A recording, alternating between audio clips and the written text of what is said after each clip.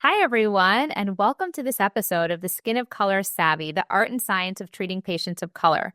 This is the official podcast of the Skin of Color Society. This is produced by HCP Live and is hosted by SOX Leadership. Our podcast delves into the latest research, clinical insights, and culturally competent care practices in dermatology with leading experts.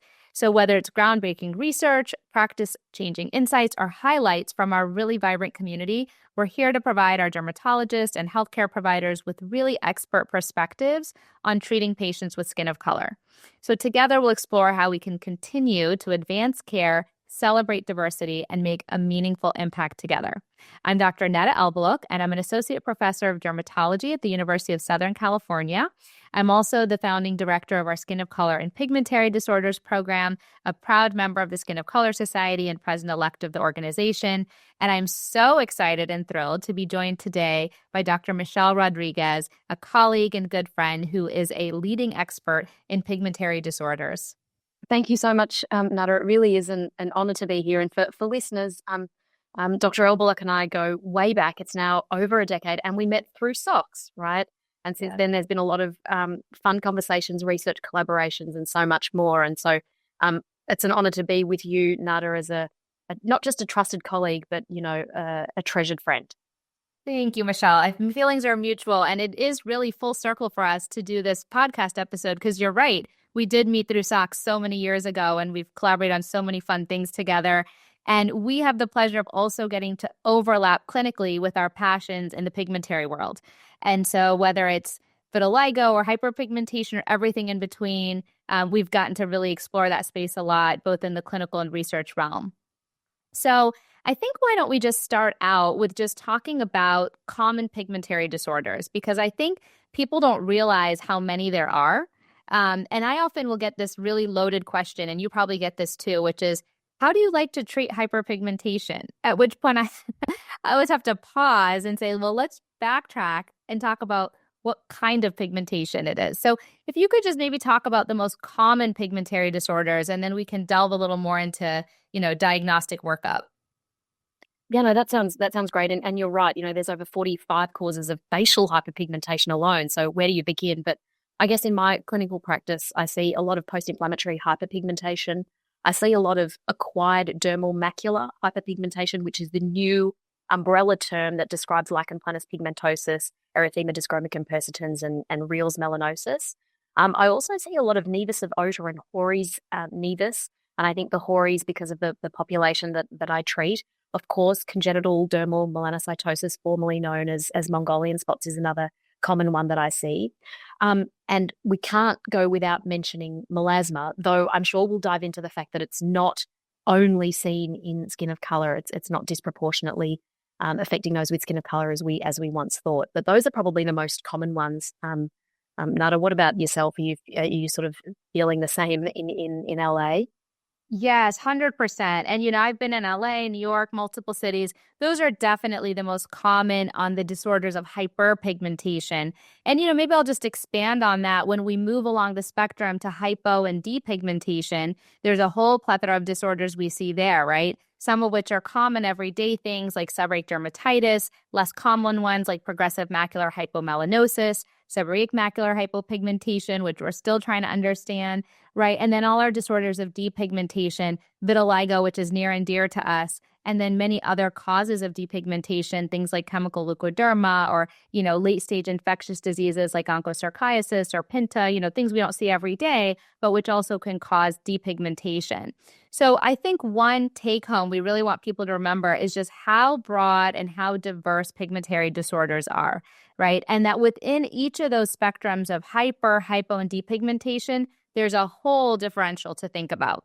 So given how broad it is, how do you start when a pigmentary patient comes into your clinic with your diagnostic workup for them? Yeah, I think, the first thing is this hyperpigmentation? Is it their normal skin color? Is it hypopigmented or depigmented? So let's start with the hyper, because that's kind of easier from a clinical perspective. Once we work out, okay, this is hyperpigmentation, the next thing I'm looking at really is the location of the hyperpigmentation and the color of the hyperpigmentation I'm seeing, because that not only gives me an idea of the diagnostic possibilities, but also the therapeutic options that we have to treat this patient. So melasma, for example, I always think of as being centrofacial. If you see the hyperpigmentation on the neck or the eyelids or the ears, we know immediately that this is not going to be melasma. But similarly, color-wise, if we see something that's slate gray or bluish or, ashy in color, we know it's not just going to be melasma. We're having to think more about dermal pigmentary disorders like the acquired dermal macular hyperpigmentation, medication-induced hyperpigmentation. So really, I think location and color for me is a key. The other one is the history from the patient, of course. Prior to seeing the hyperpigmentation, did you see any rash, redness, scaliness, or irritation in the area? Of course, patients who have darker skin types might not see redness, and we don't see that as a clinician sometimes. We have to ask about the symptoms. So asking about that can often give a clue to post-inflammatory hyperpigmentation, as well. So I think morphology, color, and then history from the patient is key. Here in Australia, we see a lot of skin cancers, and so my dermatoscope is literally tied to me. And so I've been looking at pigmentary disorders through the dermatoscope just as a matter of routine and habit. And I know that too can be a very, very helpful, non-invasive bedside tool that helps me differentiate where the pigment might lie. There are very, very characteristic features of melasma, of post-inflammatory hyperpigmentation with the little peppering that we see throughout the dermatoscope. So this can be very helpful also prior to, of course, embarking on a biopsy. And a biopsy is sometimes needed, and we have to choose an area that's cosmetically not as sensitive, and maybe a 1.5 millimeter biopsy just to make sure that we're getting the best possible cosmetic result if, of course, we can't glean that information clinically. So that's just a start from a hyperpigmentation perspective, Nada. But as you know, hypo and depigmentation are totally different kettle of fish. So Yes, thank you. No, I love all those points that you brought up. I think, like you said, color, location are so important, and color of conditions varies, like you said, in different skin colors. And you took the next question out of my mouth, which is what tools do you like to use? And dermoscopy, like you said, is a phenomenal tool that I really think gets underutilized, right, for disorders of pigmentation. And there's now several really nice papers kind of looking at pigmentary disorders and conditions, that we see more commonly in skin of color with dermoscopy. So people can really train their eye to use that as a tool. But as you said, there's times where we get the history, we look at them clinically, and there's still some questions, right? And that's where I agree. Biopsy absolutely is helpful. And I think people tend to under biopsy with pigmentary disorders, especially with hyperpigmentation. I see a lot of patients, and you probably do as well, where they come in to see us and they've been given various lightening creams, but they're not even sure what their diagnosis is, right? And so I think the first step really for our colleagues and people treating these conditions is make sure you really have a definitive diagnosis before you just try random lightening creams. And a biopsy, like you said, a very small one on the face, 1.5, 2 millimeters, they heal beautifully and you get a lot of diagnostic information. So I love those pearls and take homes. I also wanted to mention Wood's lamp. That's another great tool, which is our friend, right? Which really helps us, especially with the depigmentation end, see how much things are accentuating. A question I get a lot is also, once you're doing all that workup, when do labs come into play? When do you like to do any blood work on a pigmentary patient? look, I think the one that I can think of that comes to mind first is melasma. As a tertiary referral centre for pigmentary disorders, we see a lot of recalcitrant melasma, melasma that recurs very, very quickly and is quite extensive. And so one of the things that I think is important is to remember that combination therapy with melasma is key.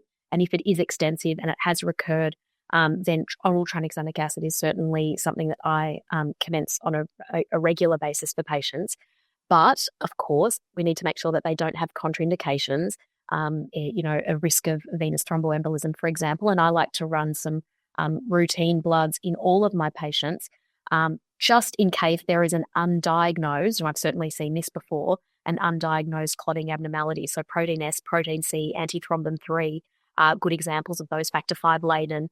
And depending on the history, I may choose to do a couple of others as well. So that's one where I do blood tests prior to commencing treatment. The other one, of course, is vitiligo. I think it's very important to run thyroid function tests. I don't see the need to run thyroid peroxidase antibodies and things like that, because I believe that the antibodies, even if they're positive, if the patient is euthyroid, we're not going to do anything about. I don't know, there was a good clinical paper that suggested that the TSH is all we need to do, probably at baseline and then repeating every couple of years. We know that patients with vitiligo have about a 15% chance of having an underlying autoimmune thyroid disease. Other than that, I like to do a vitamin D because I often find my patients, particularly with skin of color here in Australia, are vitamin D deficient. Of course, it's very important to protect from the sun for other reasons, but we have to make sure that the patient is adequately dosed with their vitamin D. I like to see levels of 70 and above, and that's for the Australian sort of cohort. And I guess other than that, it really is symptom guided from a patient perspective. So I'm taking a really good clinical history and elucidating any symptoms that might be suggestive of other associated autoimmune conditions, and a family history of these, so I can then better direct, the other pathology that I'm ordering for the patient.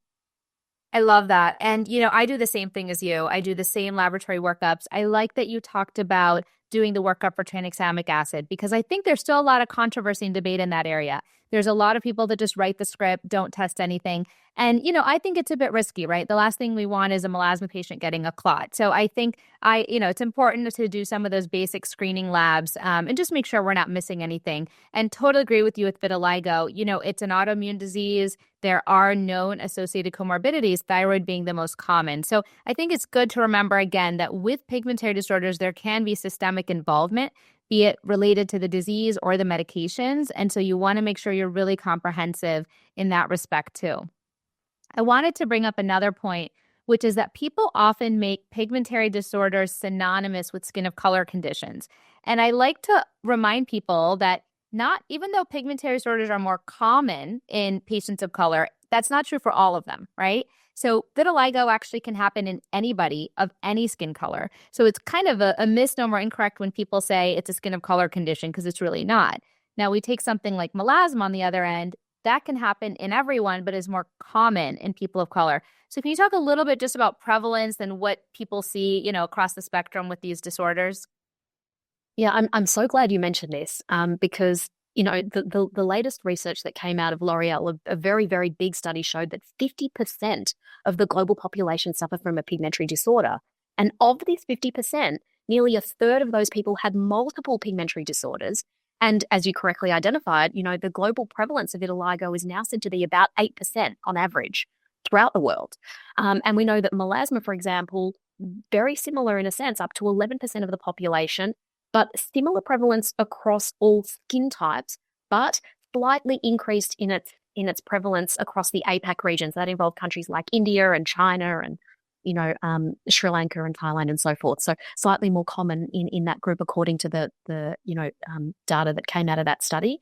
But we know that, things like post-inflammatory hyperpigmentation, for example, certainly more common in darker skin types. So you're absolutely spot on. We can't think pigment disorder, skin of color only. We really have to be thinking broadly. I often get patients who are lighter skin type. They're Asian, for example, Chinese background. They're misdiagnosed with melasma, but when you look carefully, it's actually a lot of horis nevus and lentiginus that are combined in the one patient. Or I get patients who have melasma. They've been treated with lots and lots of various topicals. I think it's a combination of hydroquinone and, say, heavy metals and mercuries and whatnot, and they're developing onchronosis. And it's not just it's seen in skin of color, it's seen across the board. So again, I think a very, very important piece of information to take home is think about these pigmentary disorders in lighter skin types, not just your darker skin types. Spot on. Absolutely. And I love those statistics that you shared, just really highlighting how common these conditions are. I mean, really, regardless of where you practice, you are going to have patients with these conditions across different skin colors. So I think that's really important to keep in mind so that there's no unconscious bias, when we see patients. The other pearl that I really love that you shared is that people can have more than one pigmentary disorder. And I like to say that because as much as we like to clump and not split everything with our diagnoses, it's so common that people can have more than one thing. So when you're looking at facial pigmentation, like you said, it could be lentiginous with horis nevi, with melasma, right? And you have to tease those things apart because, again, going back to the importance of the right diagnostic workup, you can start treatment and certain things are getting better and certain aren't. And it's because all those different shades of brown are not the same thing. So I love that point as well. I think as we wrap up here, I just would love to hear what's sort of the new emerging therapies and what's sort of the exciting new frontier in the pigmentation world from a treatment standpoint. What can people look out for and what should they know? Thank you. I think one really important pearl that I want people to take home when they're listening is, irrespective of the hyperpigmentary condition that we're treating, photoprotection is key. And not just any old photoprotection. Of course, we need an SPF 50 plus sunscreen that's broad spectrum, that covers UVA. But what we now know, of course, and we've known it since 2010, the paper from our Henry Ford colleagues, is that visible light causes this immediate and then sustained darkening for up to 2 weeks post 15 minutes irradiation from visible light alone. And so making sure that your patients that have pigmentary disorders, particularly those who are darker skin types, because this was seen in Fitzpatrick skin type 4 and on, we really need to think about a tinted sunscreen containing iron oxide as well to block this. Second, people like you and I now are practicing in a country where we don't have FDA or TGA approved filters for UVA1. And the long wave UVA1 is critical in inducing hyperpigmentation and acts synergistically with that visible light. And if we're not adequately protecting against that, we're not giving the patient the best possible protection from having their condition surface or from having their condition worsen. And so we need to think about other ways of doing this. Of course, trying to find a sunscreen that has a UVA1 blocker is actually fairly easy, given we're in a globalized world, but it's not so easy if you're going to the pharmacy to try to pick up one on your daily visit to the pharmacy. So what we need to think about, I think, is protective clothing, UPF 50 plus clothing. And we can actually have our patients think about oral supplements. So something like polypodium leukotomus, which has been shown to provide some protection against this aspect of UV radiation that's not protected against by sunscreen. But look, in terms of the latest and greatest, there are so many things that are happening, and you know this as well, right? Yeah. Like, you're involved in some of this cutting edge research across the board, from vitiligo right through to the other end of the spectrum of hyperpigmentation. I will speak to hyperpigmentation because there are a lot of novel lightening agents. 2-MNG is one of them. Thiamidol, which is now available in some products that are found over the counter in your part of the world, not in mine, sadly, are two examples of this. I think that there will be newer ingredients that will come to the fore that act similarly to hydroquinone but are not tyrosinase inhibitors directly, and they'll stop pigment synthesis prior to melanin even being formed. And of course, we have dermal pigmentary conditions where there's a buildup of macrophages. So things that break that down is going to be key going forward, and things that I know are in the pipeline. The other is in relation to lasers for hyperpigmentation, because we know that when things are dermal, Hori's nevus, nevus of Ota, medication-induced hyperpigmentation, and of course PIH from, say, lichen planus pigmentosis or acquired dermal macular hyperpigmentation can be nicely treated with picosecond lasers now. Literally blowing up these little fragments of pigment into tiny, tiny bits to let the macrophages come in. So I know that there will be advances in our laser technology that allow us to safely and effectively treat hyperpigmentation in patients who have skin of color, which is huge advancement, I think. But you might know of some others that are in the making, because I know you're at the forefront of this also. So No, thank you, Michelle. That was an amazing summary. I think that we could have a whole nother episode, and maybe we will one day, right? And just talking about treatments, because the research is evolving so quickly and expanding, and it's really exciting time, I think, in the pigmentary world. I love that you mentioned another take-home pearl for everybody, which is photoprotection. I think people really need to think about that as part of the treatment regimen for our hyperpigmentation patients. It's not a side thing. It's literally, I write it for my patients on the paper with their medications, because if they don't adequately do it with the right agents, you're kind of chasing your tail, right, and treating the pigment. And totally agree with you about the new emerging therapies. I think on the hyperpigmented end, more and more non-hydroquinone agents targeting different stages of melanogenesis in safe ways, which we really need. And on the other end with depigmentation, right, JAK inhibitors are going through so many phases of clinical trials where we're going from just topical to oral options in the coming years. So I think it's just a really exciting, pivotal time. And I'm so excited to be going through that with you and for our colleagues to be, learning all this information. So I think at this point, we'll wrap up. And like I said, would love to have you back on the podcast in the future. You're just a wealth of information, and it's always a joy to talk to you. Okay, thank you so much for joining us for this episode of Skin of Color Savvy. We hope you found today's episode to be engaging and inspiring and educational.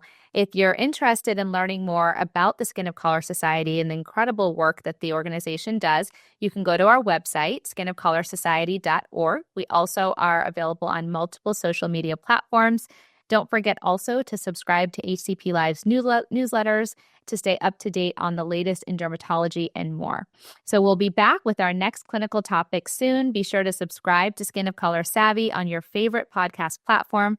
And until next time, take care, and thank you so much for listening.